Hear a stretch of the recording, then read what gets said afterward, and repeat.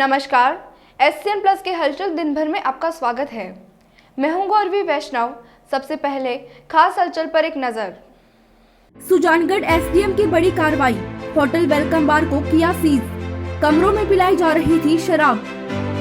चूरू जिले में अब ऑक्सीजन की कमी नहीं रहेगी। राजस्थान का पहला अटल संजीवनी यंत्र ऑक्सीजन प्लांट चूरू के डीबी अस्पताल में शुरू हुआ। राजेंद्र राठौड़ ने की विधिवत शुरुआत। सुजानगढ़ के पीसीबी स्कूल टीकाकरण केंद्र के बाहर गंदगी का आलम, आवारा पशुओं का जमावड़ा, नगर परिषद की लापरवाही। बिदासर एसडीएम ने नगर पालिका की ईओ सरिता मील और विकास अधिकारी किशोर कुमार को नोटिस थमाए।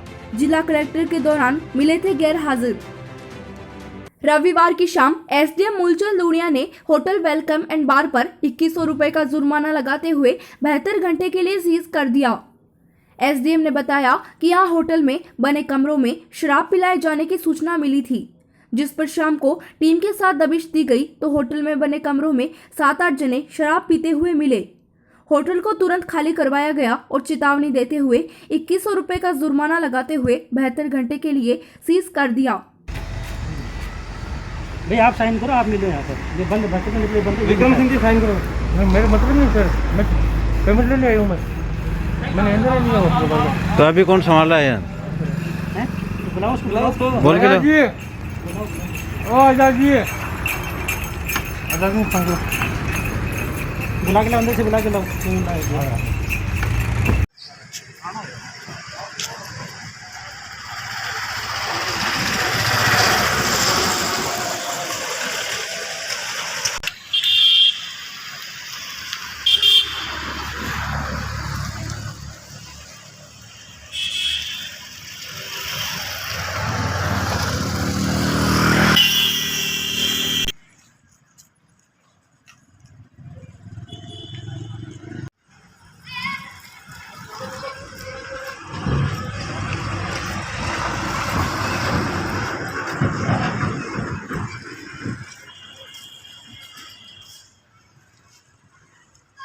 सुजानगढ़ में रविवार को एक तरफ जहां पीसीबी स्कूल में टीकाकरण चल रहा था, वहीं गेट के बाहर गंदगी के ढेर लगे हुए थे।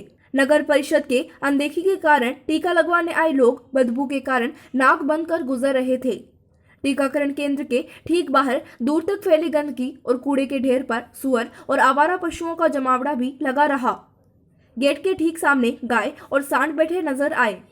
कोरोना काल में जहां नगर परिषद बाकी क्षेत्रों में अच्छा काम कर रही है, वहीं सफाई के मामले में पिछड़ती नजर आ रही है।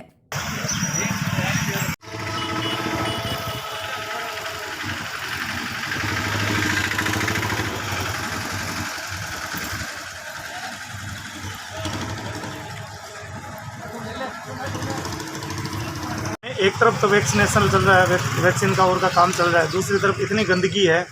आप देख सकते हैं पीछे सूअर, गायें और ये जितने जानवर है यहाँ हैं, और दुनिया भर की गंदगी है।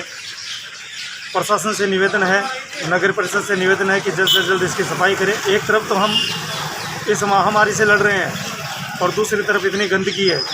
एक बीमारी को हम ख़त्म करते हैं, दूसरी बीमारियाँ यहाँ तैयार होती है। इसलिए प्रशासन से निवेदन है, नगर परिषद से निवेदन है कि जल्द से जल्द इसकी सफाई करवाएं। बिदासर में जिला कलेक्टर साबरमल वर्मा के दौरे के दौरान अनुपस्थित पाए गए कार्मिकों को अब एसडीएम ने नोटिस थमाया है।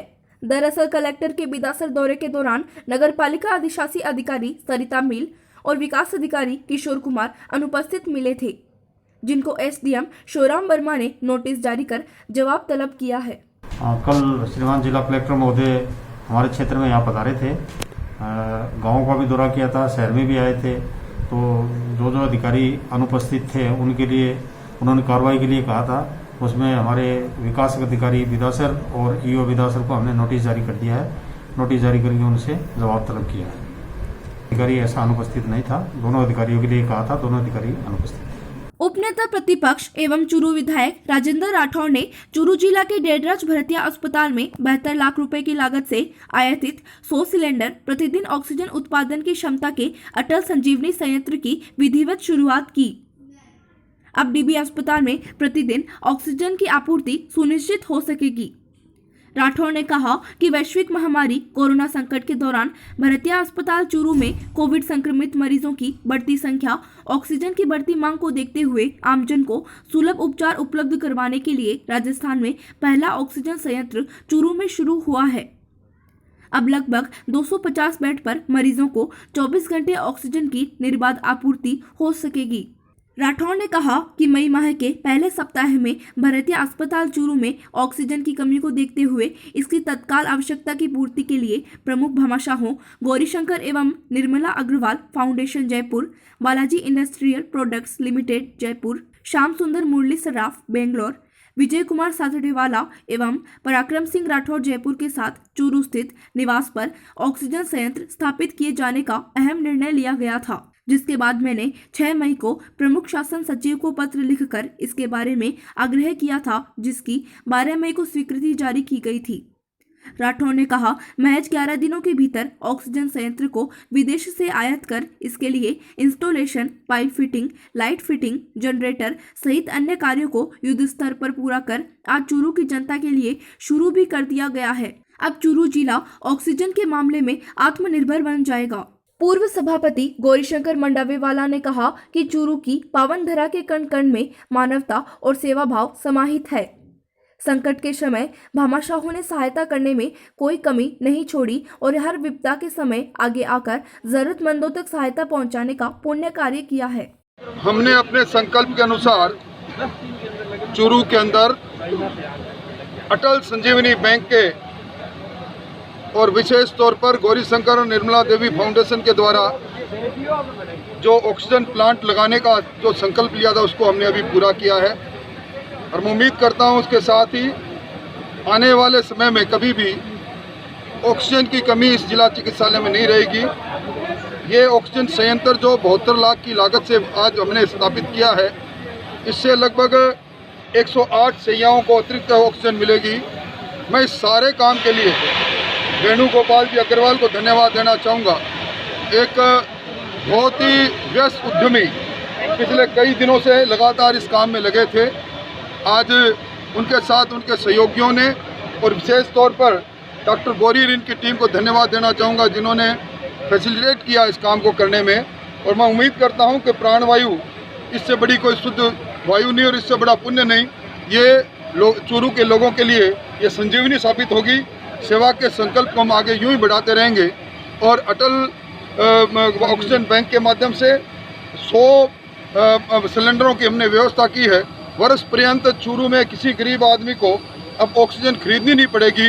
हमारा बैंक निरंतरता से इस कोविड के बाद में लगातार ये ऑक्सीजन उपलब्ध कराता रहेगा। और भी हमने आज कहा है कि और भी यहाँ के चिकित्सकों को किसी चीज़ की ज़रूरत हो तो हम करेंगे और मैं उम्मीद करता हूँ कि यहाँ के सेवाभावी चिकित्सक अब मानव को बचाने में पिछले दिनों में जो काम कर रहे थे उसको और गति देंगे। बहुत बहुत धन्यवाद। इस प्रेरणा के स्रोत राजेंद्र सिंह जी राठौड़ और ये डॉक्टर गौरी साहब, जिन्होंने भी अथक प्रयास करके इस कार्य को पूरा किया है, मैं इनको तहे दिल से धन्यवाद देना चाहता हूँ कि ये काम टाइम से हमने शुरू कर दिया। विधायक महोदय की प्रेरणा से, पूर्व मंत्री महोदय की प्रेरणा से यहाँ के भामाशाहों ने जो चूरू की जनता के लिए आज दिया है वो अमिट और अमर चीज़ दी है। और हम इसमें जो इनकी भावनाओं की कदर करते हुए दिन रात लगे हुए थे और जो ऑक्सीजन में हमें 90 बेड के लिए एक्स्ट्रा मिलेगी, जिसके लिए हमने 108 बेड तैयार किए हैं और वो भी चालू कर दिया गया है। अब यहाँ की जनता को ऑक्सीजन के लिए भटकना पड़ता था, दूसरी जगह जाना पड़ता था, कम से कम ऑक्सीजन के लिए नहीं जाना पड़े, ये हमारी भावना रहेगी, हमारा प्रयास रहेगा। मैं doctor JP, doctor Deepak Chaudhary, Mamraj जी और मेरी सारी टीम के अन्य सभी लोग जो दिन रात इसमें लगे हुए थे, आज के दिन हमें शुरू करना था और आज ही के दिन शुरू कर पाए, इसके लिए मैं सबको धन्यवाद देना चाहूँगा। सरदार शहर के कोडमदेसर भैरू मंदिर में 21 मई को हुई चोरी के मामले में पुलिस ने चोर को गिरफ्तार कर चोरी का माल बरामद कर लिया है। एएसआई राजेंद्र सिंह ने बताया कि 21 मई को वार्ड नंबर 8 निवासी नानूराम पुत्र भंवरलाल सोनी ने भैरूजी के मंदिर में चांदी के छत्र चोरी किए थे। 22 मई को मंदिर के पुजारी ने इस बारे में पुलिस थाने में रिपोर्ट दी थी, जिस पर कार्रवाई करते हुए आसपास के सीसीटीवी कैमरे खंगाले गए तो नानूराम पर चोरी करने का शक हुआ। इसके बाद उसको पुलिस थाने लाया गया तो उसने चोरी करना कबूल कर लिया।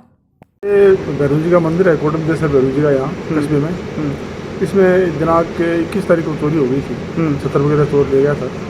इस चोर को हमने दस्तयाब कर लिया। नामराम सनो भंवरलाल सोनी है, जिसको गिरफ्तार करके चोरी का सामान बरामद कर लिया। अब जिनको पेश करने के लिए लाया जा रहा है। सरदार शहर में जिला कलेक्टर ने शनिवार शाम को राजकीय अस्पताल का निरीक्षण किया। कलेक्टर ने डॉक्टरों और कर्मचारियों को राज्य सरकार के निर्देशों की पालना करने के निर्देश दिए। उन्होंने 25 अप्रैल से चल रहे डोर टू डोर सर्वे की समीक्षा की। उन्होंने बताया कि अब तक 40,000 मरीजों का सर्वे किया जा चुका है और उन्हें मेडिकल किट उपलब्ध करवाया जा चुका है। उन्होंने बताया कि लॉकडाउन के बाद जिले में कोरोना मरीजों की संख्या में कमी आई है, जिसके कारण अस्पतालों में दबाव कम हुआ है। उन्होंने कहा सर्दी, जुखाम, बुखार के मरीजों का उपचार शीघ्र शुरू किया जाए। इस दौरान SDM Reena Chhimpa, block CMHO doctor Vikas Soni, अस्पताल प्रभारी doctor Rajesh Gupta, doctor Chandrabhan Jangid, doctor Rajendra Modi, Suresh Tiwari आदि मौजूद रहे।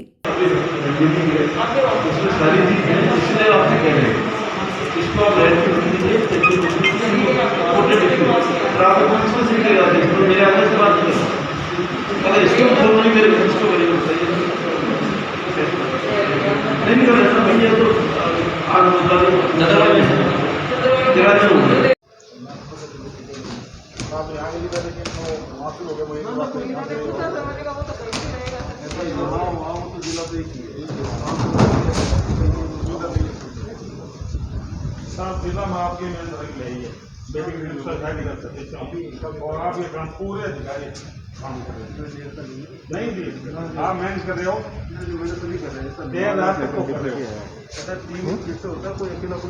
साहब ये सब सोचते तो दो ना, सब सोचते कौन है? बात तो ये है ना। कौन आपके कर रहे हैं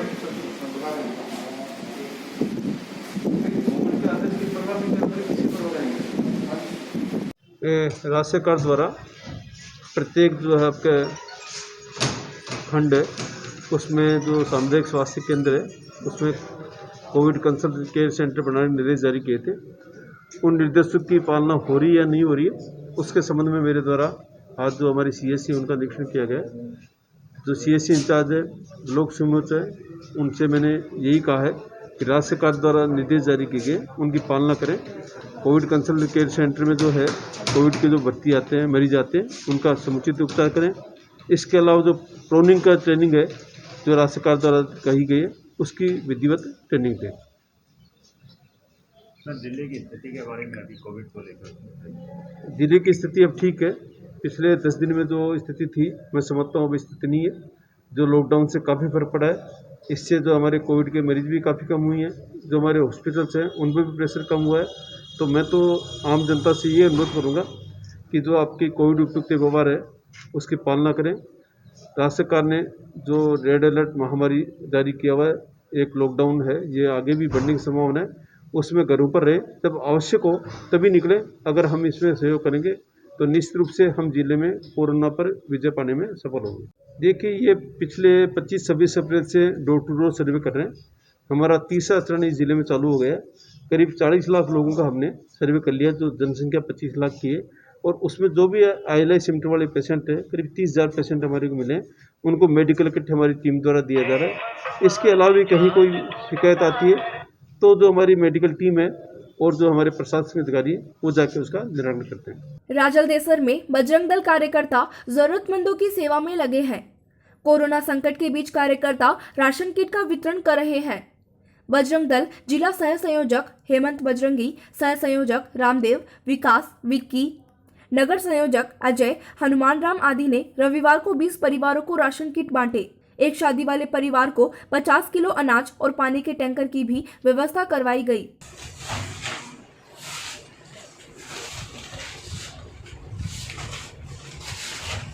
सरदार शहर में रविवार को 45 साल से ज्यादा उम्र वाले लोगों का कोरोना वैक्सीन टीकाकरण हुआ।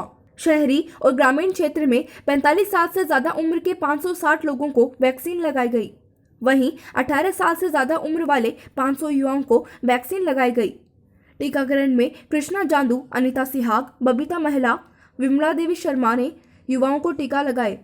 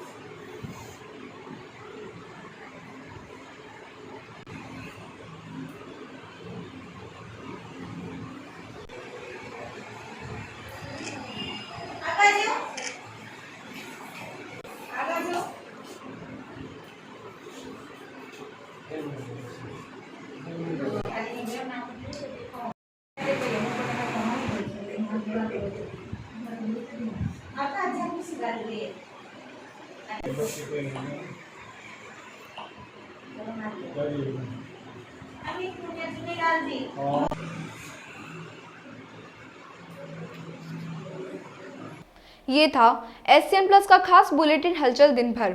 टीवी पर देखने के लिए शेखावाटी केबल नेटवर्क के चैनल संख्या 153 पर जाएं। सोशल मीडिया पर हमसे लगातार जुड़े रहने के लिए हमारे YouTube और Facebook पेज को सब्सक्राइब और लाइक करें। नमस्कार।